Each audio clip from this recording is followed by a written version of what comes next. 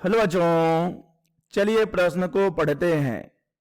चित्र में दो स्थिर बिंदुओं ए और बी के बीच तनी हुई डोरी के दो प्रकार के कंपनों को दिखाया गया है।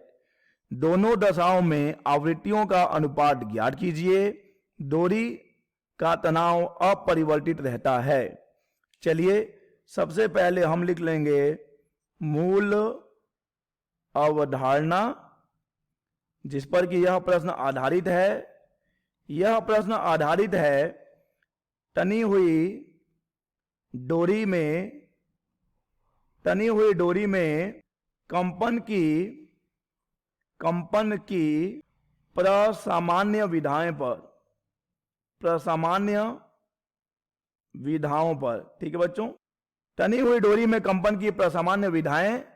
बच्चों मान लेते हैं कि हमारे पास एक डोरी है जो कि दोनों ही सिरों पर बंधी हुई है। अगर हम मान लें कि इसकी लंबाई L है, इसमें तनाव कैपिटल T है, इसके एकांक लंबाई के द्रव्यमान स्मॉल m है। ठीक है बच्चों, तो यहां पर जो इसके कंपन की आवृत्ति है उसका सूत्र होता है बच्चों n बराबर P बटे 2L वर्गमूल T बटे m। वर्गमूल T बटे m, जहां पर P क्या है बच्चों? P है खंडों की संख्या।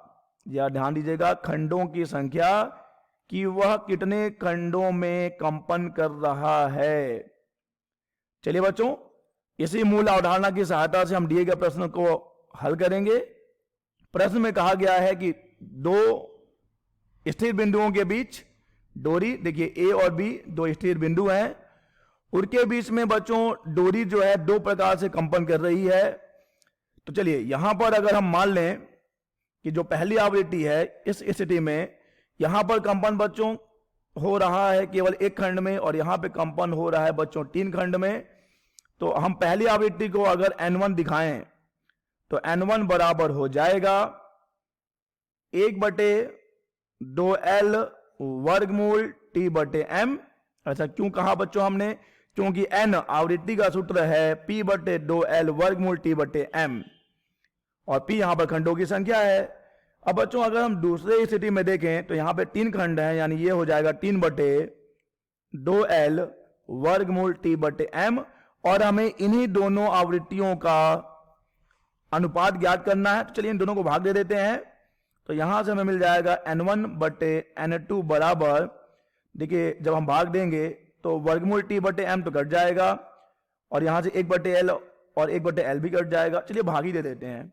1/2L वर्गमूल T बटे m, एक बटे नहीं बच्चों, ये 3 है, 3/2L वर्गमूल T बटे m। तो यहां से क्या कटेगा? ये और ये कट जाएगा, ये और ये भी कट जाएगा। तो हमें मिल रहा है N1 बटे N2 बराबर 1/3। N1 बटे N2 बराबर 1/3, यानी N1 अनुपात N2 हमें मिलेगा 1/3। यही है बच्चों इस प्रश्न का उत्तर। आशा करते हैं आपको यह प्रश्न समझ आया होगा। धन्यवाद।